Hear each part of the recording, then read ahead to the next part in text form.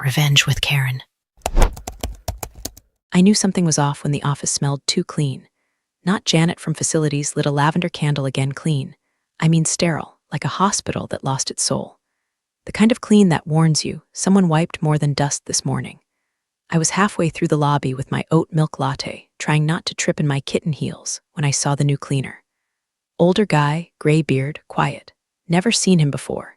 He looked up from his mop, caught my eye and said, flat as black coffee, "Ma'am, they moved your laptop into the conference room. Don't go in yet, that was it. No context, no emotion. Just a warning wrapped in bleach." I froze. My body kept walking like it hadn't heard him, but my brain stayed behind in the hallway. Something about the way he said it, the cadence, the pause, snapped every nerve in my spine to attention. It adjusted the grip on my latte and veered off down the side corridor like I'd forgotten something at the printer. Which, to be fair, was a lie I told myself often. I crept up to the frosted glass of conference room B. That's when my stomach did a swan dive into my shoes.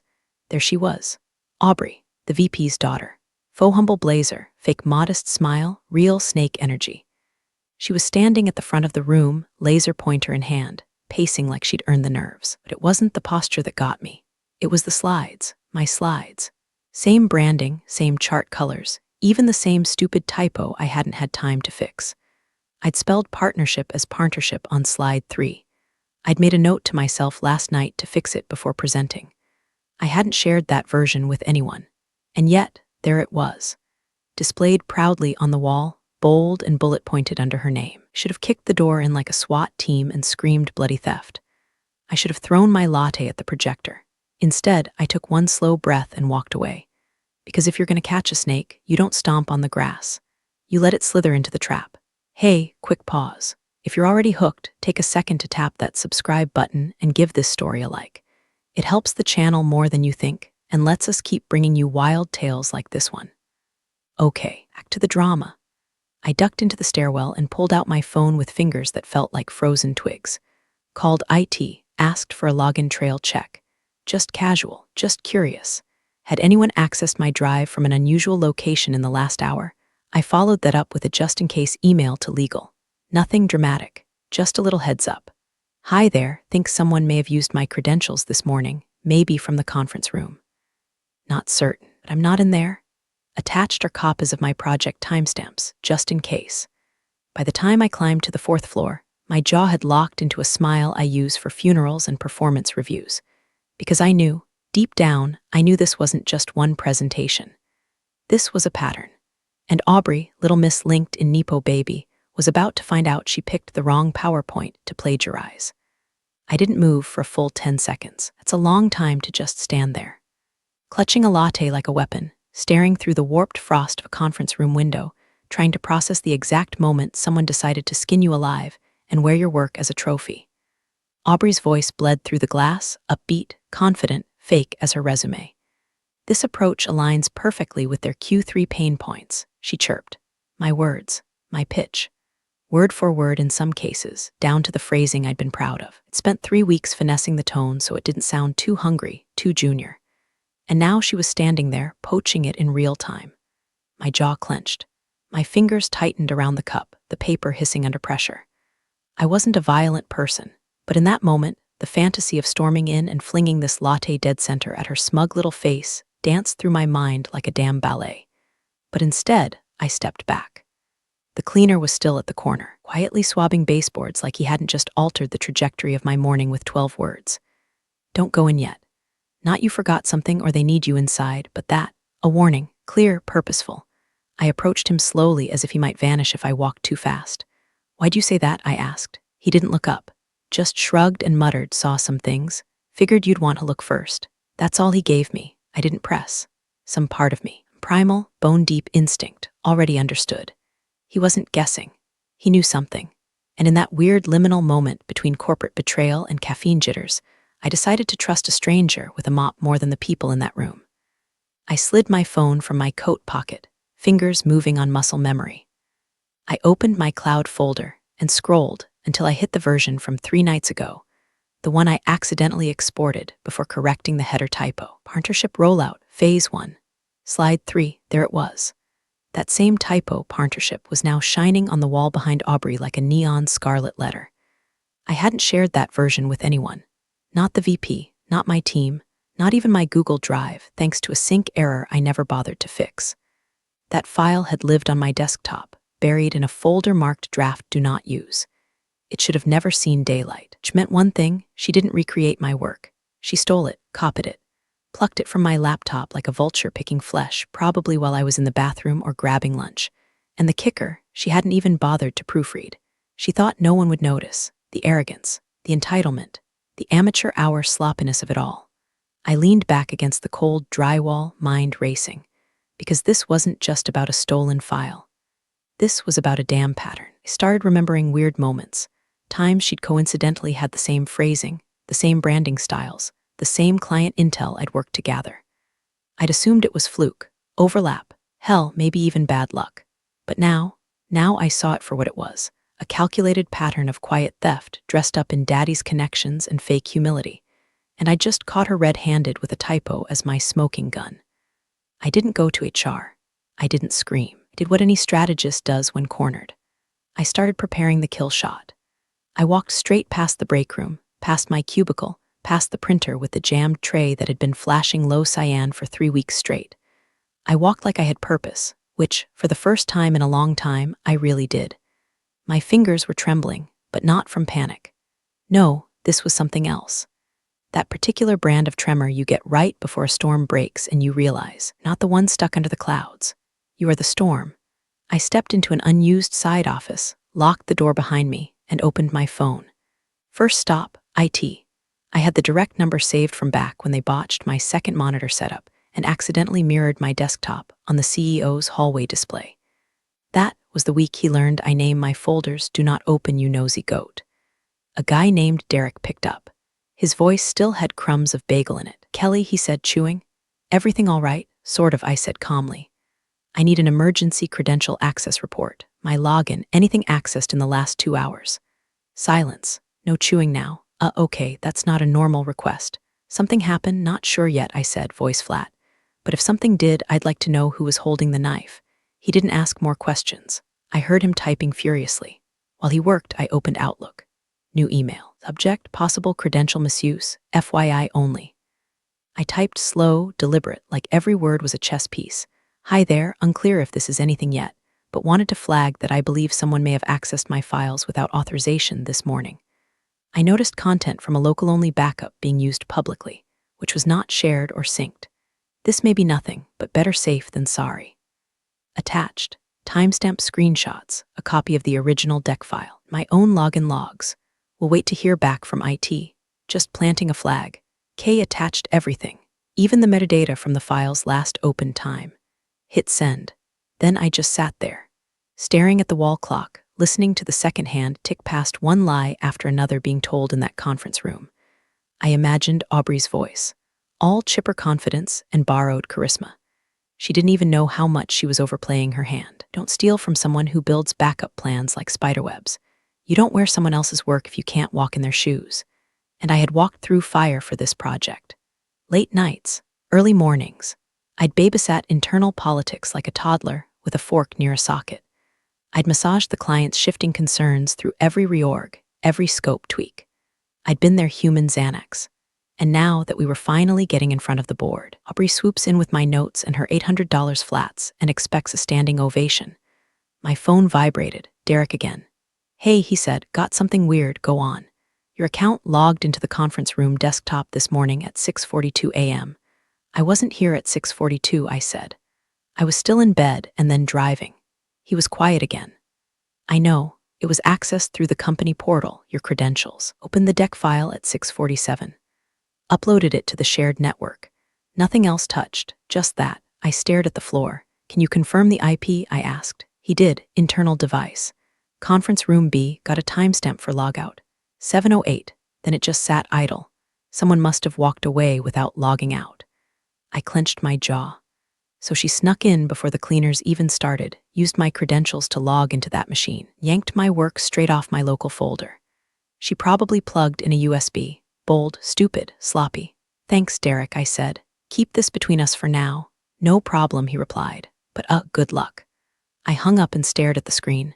This wasn't the time to confront.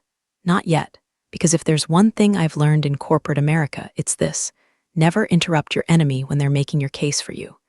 It started as a hunch. The stolen deck simmered in my inbox like a live grenade, and legal probably debated whether to forward my email or burn the server. I opened an old folder from last quarter, client growth scenarios drafts. Stuff I'd shelved months ago after the VP said we were pivoting away from exploratory proposals. Except that same quarter, Aubrey had magically led an initiative called New Market Infusion Pathways. Board loved it. Client nodded politely. I didn't say a damn word. Now I pulled the files side by side and felt the blood drain from my ears. The formatting was different. The font had been changed from my usual Calibri. Don't judge me. It's clean to her beloved Baskerville, like every paragraph needed to wear pearls and heels. But the bones were mine. Identical flow. Identical research. Even the misquoted stat from the Q1 retail report I'd found behind a paywall and copy-pasted out of spite. He'd fixed the chart's colors but left the number. Like a raccoon wearing lipstick, it still reeked of the trash it crawled out of. I clicked open another folder, tiered rollout templates unused. Buried inside was a phased activation plan I'd built for a pitch that got iced. Except Aubrey had pitched something called Gradual Scope Realignment 3 months ago, which turned into a sponsored pilot we were still running. I pulled up her version. Son of a bitch. She kept the title slide but changed nothing else. She even left my typo in slide 6, complimentary instead of complementary services. 2 stolen projects, minimum, maybe more. I leaned back in the chair and stared at the ceiling. This wasn't a single betrayal. This was systemic. She'd been siphoning off pieces of me for months, reworded just enough to pass as original, but not enough to avoid leaving fingerprints. And no one noticed, or worse, noticed and didn't care. Because who questions the VP's daughter when she shows up with finished work? Who investigates a golden child in a $400 blazer when she just happens to know exactly what the client wants before the team even meets? Who listens to the woman in the corner cube who skips happy hours and doesn't fake laugh at the CEO's jokes? Apparently no one. Until now. A Teams notification popped up. Direct message. From Marcus, former colleague, now slumming it in a side division because he told the VP her crypto plan was financial cosplay. My kinda guy. The message read, "Hey, random, is this your work? Thought it looked familiar." Attached, a slide from last year's efficiency restructure initiative. The one I'd poured hours into, only for it to be shelved when the leadership changed direction. The one Aubrey had supposedly resurrected and reimagined in her first month. Fingers hovered over the keyboard. I replied, "Yeah, mine, from Q2 last year, typing bubble, pause, then thought so. She's been using it in the vendor audit training. Claimed it was built from scratch." I stared at that sentence, felt something crack. All this time I thought I was just unlucky, that my project stalled because of bad timing or shifting priorities, that Aubrey just got there first, that maybe, just maybe, I wasn't as sharp as I used to be. But no, she wasn't better, she wasn't faster. She was plugged in and pilfering my work like it was a self-serve buffet. I felt like I'd swallowed glass. Rage sharpened in my chest, cold and surgical. Not fiery, no screaming, just silence and strategy. If I'd walked into that conference room earlier, I would have exploded, and it would have been my badge on the HR desk by lunch. But now I had time. I had evidence. I had witnesses. The thief had no idea I was watching. Let her smile for now. Let her take her bow. Because when the curtain falls, I'll be holding the script she stole and the receipts stapled to her career. I found the one person in legal who still remembered what it felt like to be disposable. Her name was Maya, and she was 3 years into the company, tucked inside an office with a view of the parking garage and a chair that squeaked when you breathed wrong. She wasn't partner track, wasn't flashy. She wore flats on purpose. But when I stepped into her doorway, holding a USB stick and a printout folder thick enough to choke a pelican, she looked up with that same squint I'd seen in the mirror earlier. Suspicion buried under exhaustion, sharpened by history. "You busy?" I asked. "Only emotionally," she said, dropping her pen. "Come in." I shut the door, sat down, and said just one thing. "You ever seen theft dressed up in a pantsuit?" She raised an eyebrow. "Go on." I opened the folder. File, timestamps. Comparison charts. Copies of original drafts alongside the plagiarized versions. Metadata screenshots.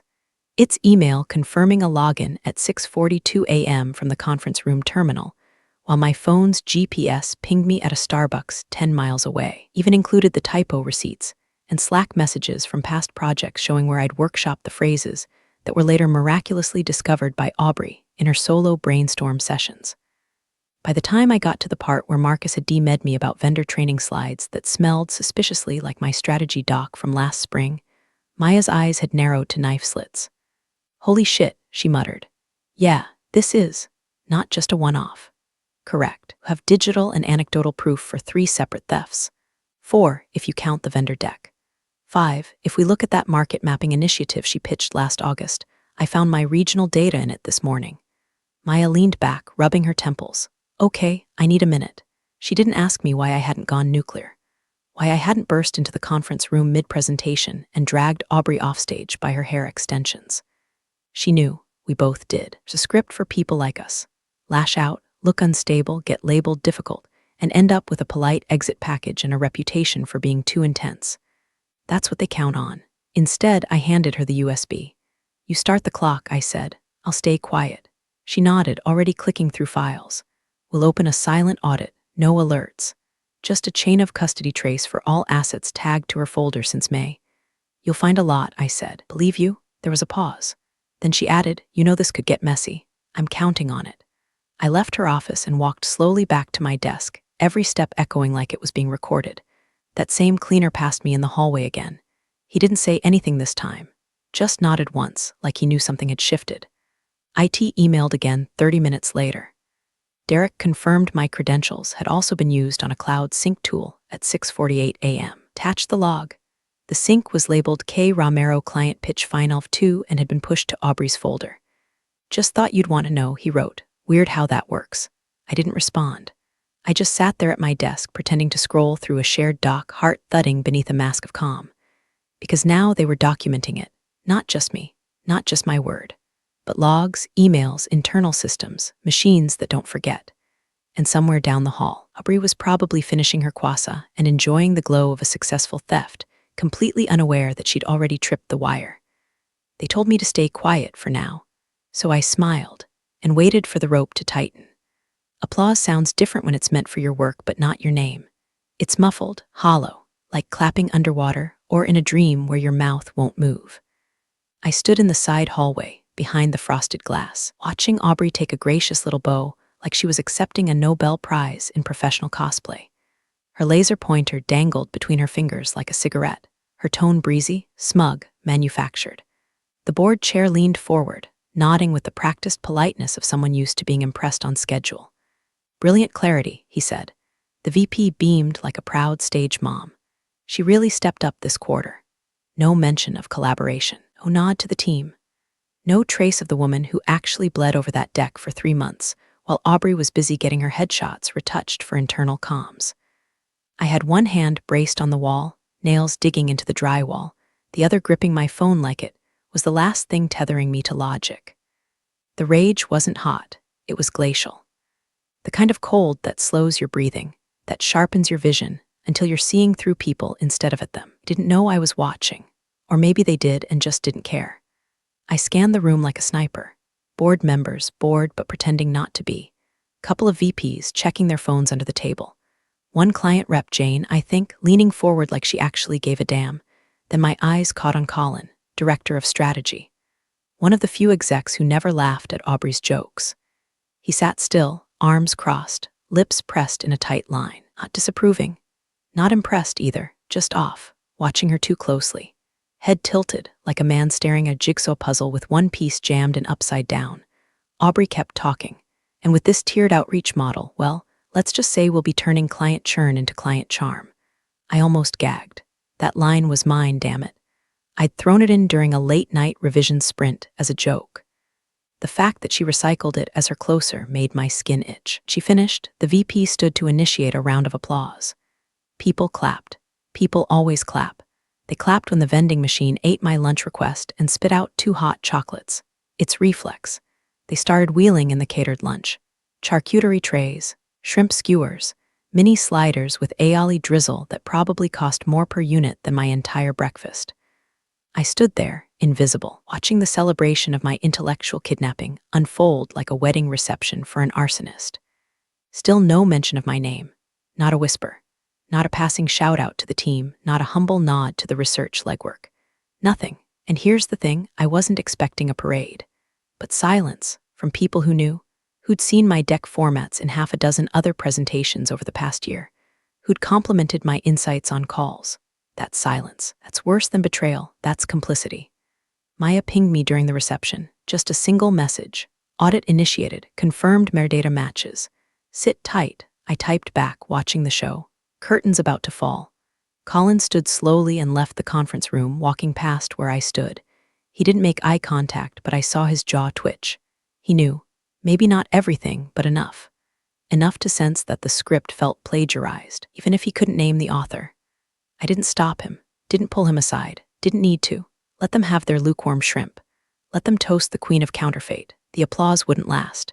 And when it stopped, when the music cut out mid-dance, they'd all be looking at each other, wondering how they missed the warning signs. And I'd be standing there with the receipts, smiling. The room was mid-toast. VP all puffed up, champagne flute in hand, well, sparkling cider, 'cause branding optics, her voice rolling out with that corporate sing-song. And now, I'd like to formally introduce the brilliant mind behind today's pitch. Aubrey stood beside her, hands clasped, ready to beam, ready to collect the credit. The client rep had just leaned forward, smiling like she was about to hand over a check made of gold foil. That's when the door opened. No knock, no polite throat clear. Just a firm click and a push, and in walked Maya from legal, flanked by the company's head of compliance, Robert. He was never in that building unless someone had really messed up. Maya's expression was neutral, but her eyes scanned the room like she was already counting lawsuits. Robert carried a clipboard with the same weight you'd carry a loaded weapon. The VP's mouth hung open. Excuse me. We're in the middle of quick question, Maya said, voice casual in that terrifyingly professional way legal people use when they're about to drop a bomb in the middle of a baby shower. Who logged in under Kelly Romero's credentials this morning? Silence. No one moved. Not a blink, not a shuffle. Just the hiss of the AC and the tiny clink of a fork someone dropped onto a plate. Aubrey's smile froze. Her hands, still folded, began to twitch slightly, thumb pressing hard into her knuckle. The flush that started on her neck rose fast, like a thermometer hitting boil. Her mouth opened, but the first thing out was not a word, it was a breath. A very small, panicked breath. The VP blinked. I'm sorry, what? Maya turned her head, slow and deliberate. We have a confirmed access log showing a login at 6:42 a.m. into the conference room terminal using Miss Romero's credentials, followed by a file transfer. I'm sure there's some mistake, VP said quickly, eyes darting toward Aubrey. Maybe the system glitched. Robert stepped forward and cut in, voice like gravel soaked in law school. The system doesn't glitch and update version histories, metadata timestamps, and cloud sync logs simultaneously. This wasn't a hiccup. This was intentional access. All heads turned to Aubrey. The client rep furrowed her brow. Wait, I'm sorry, Kelly Romero. I thought she wasn't on the team. That's when I stepped in. Oh, applause. No music. Just the sound of my heels clicking softly on the floor as I entered the room with my ID badge still clipped to my hip, my folder of evidence in hand, and a calm so cold it could have iced the charcuterie. Hi, I said, with a smile that didn't reach my eyes. Did someone say my name? The board chair turned so fast he nearly knocked over his water. Miss Romero, present, I said, and walked straight to the center of the room. Since we're tossing around questions, I've got a few too. Like why my private project folder was accessed without authorization this morning, or why someone uploaded my client deck from a conference room I never entered. Aubrey's voice came out in a breathy stammer.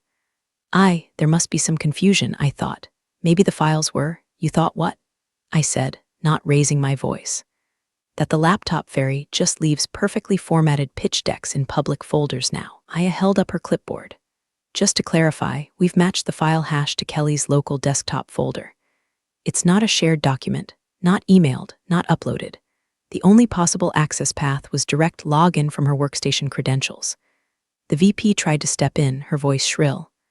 Let's not turn this into a witch hunt. Maybe Kelly shared the file and forgot. No, I said, flat. I didn't. Robert cleared his throat. Be conducting an internal investigation immediately. Until then, we ask all parties to refrain from further client interactions, pending clarification. The client rep slowly set down her drink. Aubrey's hands dropped to her sides, fists clenched. The applause was long gone now, and all that filled the air was the sound of a career unraveling. I slid the folder across the glass table like I was laying down a royal flush in a game no one knew I was playing. Inside, every timestamp, every metadata tag, every scrap of digital breadcrumb that proved I wasn't just absent from that terminal at 6:42 a.m. I was 10 miles away, buying a $5 latte and arguing with Siri about road closures. Phone GPS, logged. Starbucks receipt, printed. Wi-Fi pings, documented. My digital alibi was tighter than a drum, and it sang the same chorus over and over. She wasn't there. Someone else was. Robert opened the folder first. Maya didn't even need to look. She'd already memorized the contents. But the board chair leaned in slowly, eyes narrowing, as he scanned the evidence like a priest flipping through sin confessions. Aubrey, to her credit, didn't run, but her posture wilted, spine curling slightly inward, like she could physically shrink beneath the weight of what was coming. I pointed to the highlighted entries. These 5 files, each one created or edited under my credentials. But here's my phone location at those exact times: home, Target, Starbucks, and one particularly glamorous Tuesday afternoon at my dentist. Maya stepped in. To clarify, these files were stored in a secure local-only directory on Miss Romero's laptop. Not shared via Drive, not emailed, not cloud-synced. There's no plausible scenario where anyone would have had access, unless they were sitting at her machine or logged in with her credentials elsewhere. The VP cleared her throat, artificial as a conference room plant. This feels like a simple misunderstanding. Aubrey may have accessed the wrong file or wrong file. I cut in, voice even. She opened a folder buried 3 subdirectories deep in a directory named Do Not Present. That's not a wrong click. That's a deliberate route. Room went quiet again, save for the sound of Robert scribbling something on his clipboard like he was preparing a eulogy. The board chair turned slowly toward the VP, lips tight. Did you authorize your daughter to access internal systems under another employee's credentials? The VP stammered. No, I mean, not directly. I assumed she had access because she was shadowing strategy. Shadowing doesn't include admin rights, Maya snapped. Shadowing doesn't explain version histories of projects Kelly never uploaded, showing up in Aubrey's deliverables as far back as last quarter. Aubrey finally spoke, voice small. I thought it was shared. I didn't mean to plagiarize, I said quietly. To take my work, my research, my late nights, and wrap them in your silk scarf and smile like you wrote it in a dream. She didn't respond, because there was no response to that. Not when the walls were closing in. The lights were brighter than they'd ever been before. One of the board members, a guy from operations, low profile, sharp memory, leaned toward another exec and muttered, just loud enough to carry, "This wasn't the first time, was it?"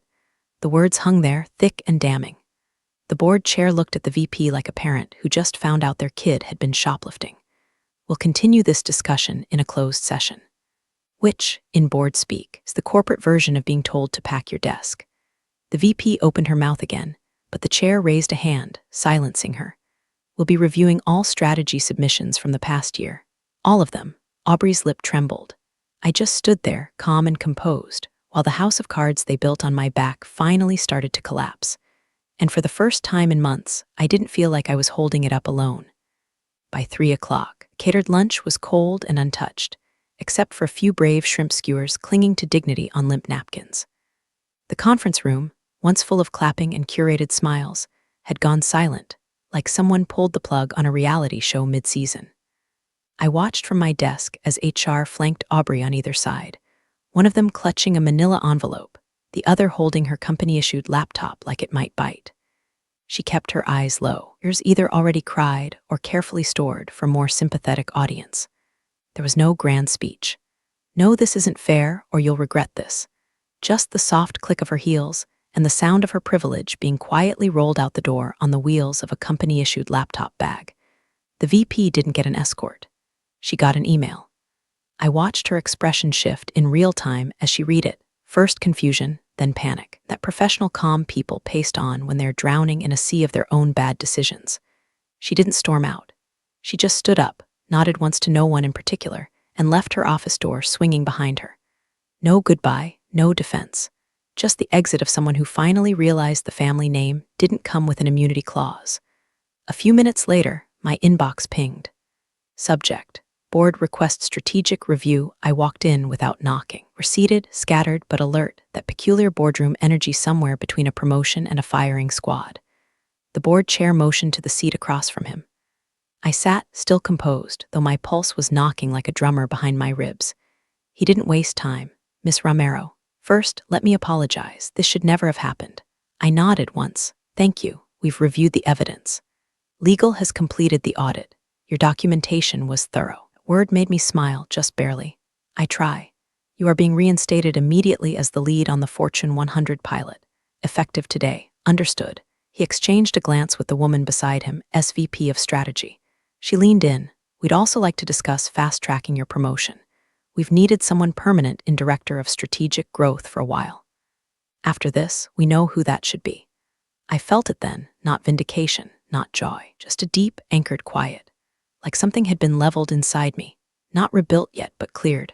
I'd be honored, I said. They gave me the formalities, HR forms, a new office assignment. A real one this time, with a door that locked and a view that didn't include the parking garage. But before I went there, I did something else.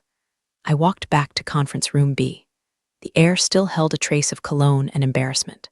Aubrey's handouts had been cleared. Coffee cup was gone. It was just me now, and the projector, and the seat where my name had never been spoken. I plugged in my laptop. No fanfare, no crowd, just the click of a cable and the quiet hum of my desktop screen lighting up exactly where it should have been that morning. I didn't need applause. The work would speak. And just before I clicked into the deck, I saw movement in the hallway. That cleaner, the one who started all this, stood leaning on his mop. Watching, he didn't smile, just gave a slow, deliberate nod. I returned it. Thank you, I said, and got to work. Big thanks, you legends of the old office days. Subscribe to keep the switch-flicking chaos alive. Your ex-boss is shaking in their loafers.